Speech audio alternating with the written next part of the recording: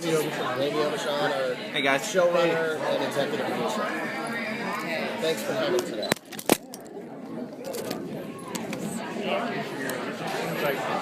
Everything is ramped up. What did you feel when you came on? Still recording. Well, I loved the premise of the show when I saw it, and I think that the first season gang did a great job of setting us up a world that we hadn't seen. And I just felt, because I'm a fan of the genre and stuff, that it would be great to just see us push it even further and see how far we can go with it. And that's kind of what we did. And I think everyone was behind that idea. But really now I thought we had now an opportunity to see what does it really feel like to be on the run and being hunted down by aliens or anything else. What does that do to our characters? So that's kind of what we started with. Do we get an answer coming up to the ultimate reason why the aliens are harnessing the kids? What the sole purpose of that is for? One of the things that Steven set up as a rule that I thought was a great idea, and I followed that rule all the way, is that we don't get to learn any more about the world and the aliens' purpose on our planet except through the eyes of the second mass. So the short answer is yes, we'll learn more, but not everything. And we will continue to learn more, and hopefully through the third season, we'll really have a strong idea of what that's all about. I think that's the way with all the mythology, by the way, of our show. But I would say there's a satisfying amount of information about the harness and what you'll learn. And it's a story point for certain. You clearly incorporate history into your storylines. Do you have a list of historical events like Coventry Gardens or Pearl Harbor or whatever that you're slowly checking off, or is it kind of evolve as the story evolves?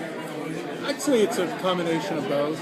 I mean, a lot of us in the writer's room are history buffs, and certainly Bob Rodat, who created the show, had the intention, along with Stephen, of paralleling the American Revolution experience. And we've chosen certain places like Charleston, which was a key location for the American Revolution, and other things to give it some sort of iconic resonance to it. History does repeat itself, and the more we've looked back and we've looked at even Thermopylae and other places, we realize humans, when pushed and shoved and at bad odds, seem to triumph, and we don't quite know why that happens, but the resilience is pretty amazing. I think it makes for good storytelling. Can you talk a little about Terry O'Quinn and Matt Frewer's characters and how they will impact at the end of the season? I don't want to spoil too much, but I will say that they're integral to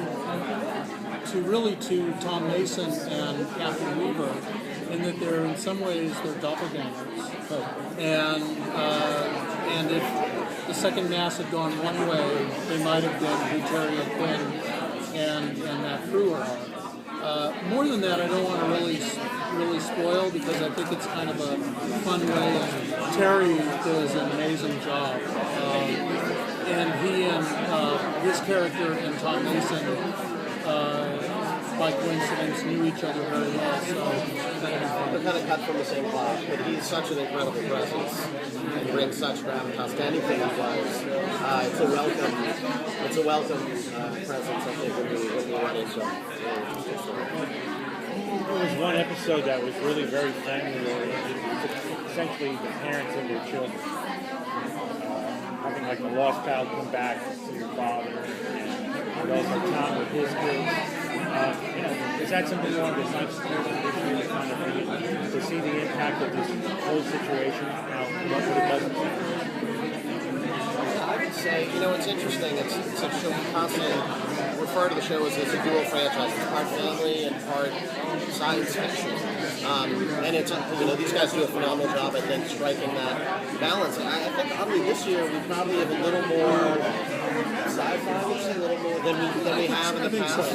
But I would say, given that, those moments, the family moments, have been stronger kind of emotional moments in a way, which is really worked wonderfully. And also, it's the second season.